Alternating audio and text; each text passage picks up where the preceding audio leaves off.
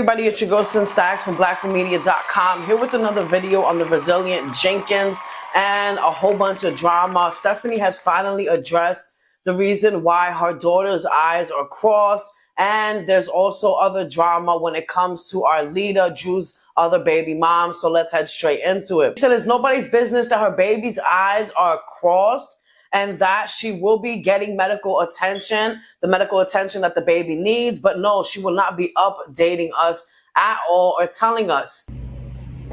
I've recorded this quite a few times, and actually not in the bathroom the first couple of times, but that's okay. But I just feel like it just keeps coming off a little more disrespectful than I wanted to, and I'm really not about that. I'm really not trying to step on any toes when I say this, but respectfully, it's none of your business what's going on with my kids and their medical stuff. I really don't get why everybody keeps prying at that, okay?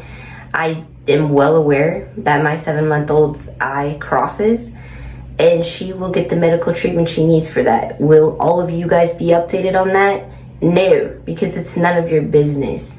I have respect for content creators who do choose to share their children's medical journeys, whether it be for awareness or just because that's what they feel comfortable doing so. However, I personally feel like that kind of, they're HIPAA, that's all I'm going to say, and I feel like until my child is old enough to have consent and knowledge of me sharing all of this information, I don't feel comfortable doing so. Everyone is not prying into your business, Stephanie. You're going on social media, okay, and telling everybody your business. Now, you say you don't want to talk about your children's health and all that shit, but you came out and told us that your son has autism and that he's on the spectrum when you never went and took him to a doctor for that information to be verified. So what the fuck are you talking about? And said in the video that she's aware and that her and Drew, if you notice, have a lazy eye. No, they do not have a lazy eye. Because it's none of your business. I have respect for Japan. So made a post on Facebook saying that she would actually keep us updated after she said in the video that she wouldn't keep us updated. She said that she would, you know, like if they go to the doctor, she'll basically throw it out there. But then again, she told us, like I said, that she wouldn't. Make up your fucking mind. Stephanie wanted to let us know that, of course, after the 28 days at the crack motel, the shelter system out there has to remove them after 28 days, and they spend one day at another place. So she posted a video showing the room and stuff like that. I mean, the carpet's kind of dirty, but like, this place is actually bigger than the spot that we have that we're staying in. I kind of, like, what? Look at this. And it looked pretty big. It looked way bigger than the other place. And I don't know why they can't stay at this place.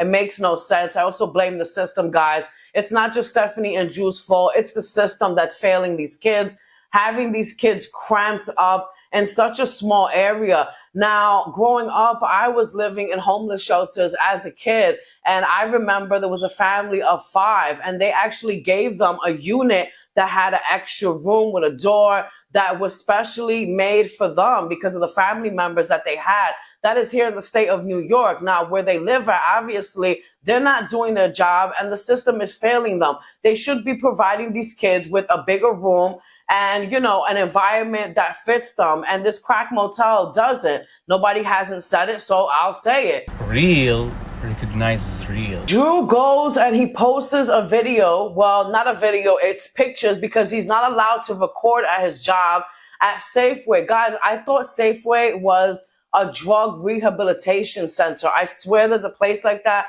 somewhere in America or here in New York. It's like a halfway house, and I really thought that this guy was working at a halfway house. Come to find out, it's a supermarket. So he went and he posted a video up showing, you know, him at work and stuff like that. And this motherfucker had the audacity to say, yeah, he doesn't like it, you know, but, you know, it gives him money and stuff like that. Oh, well. And like complaining. People are wondering if I'm working or not. The truth is, I went back to work about 2 months ago. I actually thought I was going to hate it. it's really not that bad. So I decided to go back full time, and this is some of the work I've done throughout the store so far. No, I'm not allowed to record. These are just pictures. I decided to go back full time because I'm there already. I'm tired, and it's guaranteed money, so why not? It's really not that bad. It's better than I thought it was going to be. So back at Safeway I am. Yeah, it gives you money so that you can buy groceries for your kids, so that you can send child support payments to the children that you don't give a shit about.